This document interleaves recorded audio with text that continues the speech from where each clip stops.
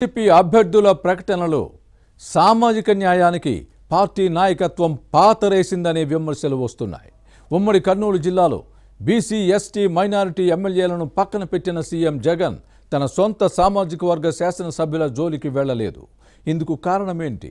సామాజిక న్యాయం ప్రకటనలకే పరిమితమా? సొంత సామాజిక వర్గ ఎమ్మెల్యేలను మార్చడానికి ముఖ్యమంత్రి భయపడ్డారా? అవినీతి ఆరోపణలు ఉన్న ఎమ్మెల్యేలకు మళ్లీ టికెట్లు ఇవ్వడంపై కేడర్లో వ్యతిరేకత వ్యక్తమవుతోందా?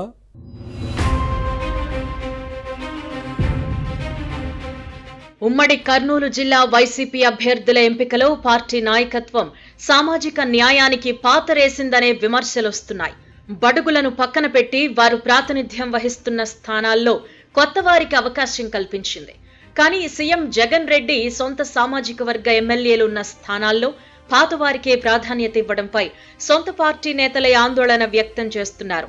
అవినీతి ఆరోపణలు ఎదుర్కొంటున్న ఎమ్మెల్యేలకే మళ్లీ సీట్లు ఇవ్వడంపై క్యాడర్లోనే ఆగ్రహావేశాలు వ్యక్తమవుతున్నాయి.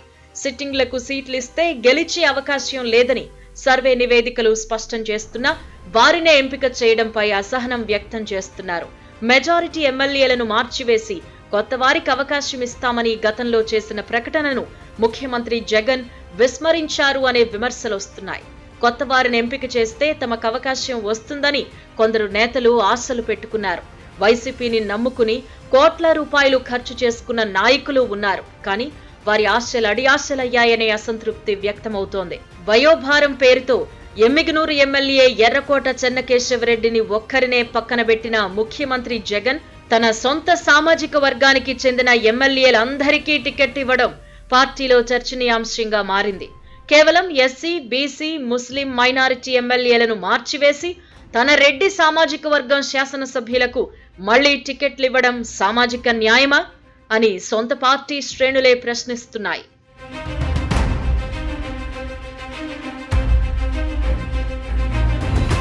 ఉమ్మడి కర్నూలు జిల్లాలో పలువురు ఎమ్మెల్యేలపై అవినీతి, భూకబ్జా, ఇసుక దందా ఆరోపణలు ఉన్నాయి. సొంత వ్యాపకాలతో గడప గడపకు కార్యక్రమం విఫలమైందనే విమర్శలు లేకపోలేదు. ఎన్నికల్లో ఓడిపోయే అవకాశాలున్నాయని సర్వేల్లో తేలింది. దీంతో ఎక్కువ మంది ఎమ్మెల్యేలకు ఈ దఫా టికెట్లు ఇచ్చే అవకాశం లేదని గతంలో జరిగిన ఓ సమావేశంలో సీఎం జగన్ పార్టీ శ్రేణులు ఎమ్మెల్యేలకు సూచించారు.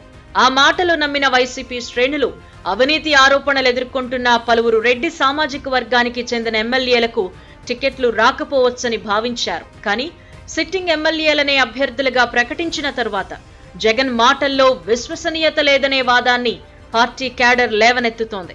అధినేతను నమ్ముకుని మోసపోయామనే ఆవేదన వ్యక్తమవుతోంది. కర్నూలు ఎమ్మెల్యే హఫీజా ఖాన్ తనకు తప్పక టికెట్ వస్తుందని ఆశించారు. ఎన్నికల షెడ్యూల్ కు 10 రోజులు ముందుగా వీఆర్ఎస్ తీసుకున్న మాజీ ఐఏఎస్ అధికారి ఏఎండి ఇంతియాజ్ ను అభ్యర్థిగా ప్రకటించారు CM Jagan. Kodumur SC reserved స్థానం MLA doctor Jaradoddi Sudhakar YCP చేపట్టిన అన్ని కార్యక్రమాల్లో ప్రథమ స్థానంలో నిలిచారు. కానీ టికెట్ ఇవ్వకుండా పార్టీ నాయకత్వం పక్కన పెట్టింది. స్థానికేతరుడైన ప్రకాశం జిల్లాకు చెందిన మంత్రి ఆదిమూలపు సురేష్ తమ్ముడు ఆదిమూలపు సతీష్ కు టికెట్ ఇచ్చింది. దీంతో పార్టీ అధినాయకత్వం తీరుపై క్యాడర్లో ఆగ్రహావేశాలు వ్యక్తమవుతున్నాయి. సతీష్ కు సహాయ నిరాకరణ ఎదురవుతున్నట్టు సమాచారం.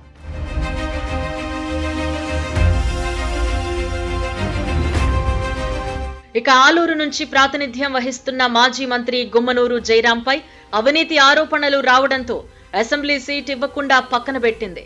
కర్నూలు పార్లమెంట్ స్థానం నుంచి పోటీ చేయాలని సూచించింది. కానీ అసెంబ్లీ సీటుకే పట్టుబట్టారు. ఇచ్చేది లేదని తేల్చి చెప్పడంతో ఈ నేత వైసీపీని వీడి టీడీపీలో చేరారు. ఆలూరు సీటును చిప్పగిరి జడ్పీటీసీ విరూపాక్షికి ఇచ్చింది. చేనేతల్లో పద్మశాలి సామాజిక వర్గానికి చెందిన కర్నూలు ఎంపీ డాక్టర్ సంజీవ్ కుమార్ కు కనీసం మాట మాత్రంగానైనా చెప్పకుండా ఎంపీ అభ్యర్థిగా మంత్రి జయరాంను ప్రకటించింది ఫ్యాన్ పార్టీ. ఈ నేత తిరస్కరించడంతో మేయర్ బివై రామయ్యను ఎంపీ అభ్యర్థిగా ఎన్నికల బరిలోకి దింపుతోంది. అంటే కేవలం బడుగు బలహీన వర్గాల ఎమ్మెల్యేలు ఎంపీని మాత్రమే మార్చివేసి వారి స్థానాల్లో కొత్త వారికి అవకాశం ఇచ్చింది ఫ్యాన్ పార్టీ నాయకత్వం.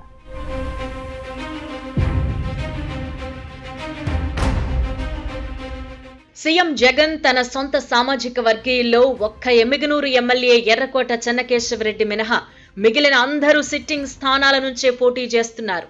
చెన్నకేశవరెడ్డి తన కుమారుడు సీటు కోసం ప్రయత్నించారు. కానీ జగన్ ఒప్పుకోలేదు.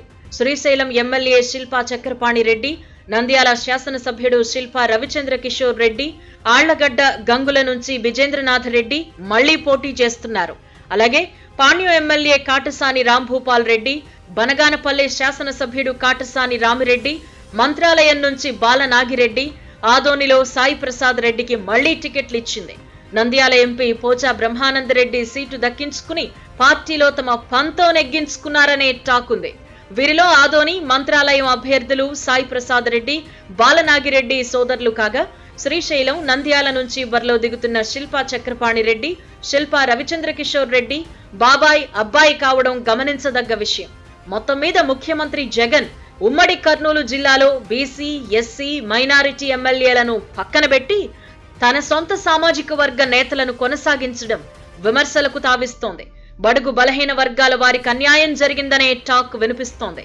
ఇది ఎన్నికల్లో తీవ్ర ప్రభావం చూపే అవకాశం ఉందని సొంత పార్టీ నేతలే చెబుతున్నారు. మరి భవిష్యత్తు పరిణామాలు ఎలా ఉంటాయో చూడాలి.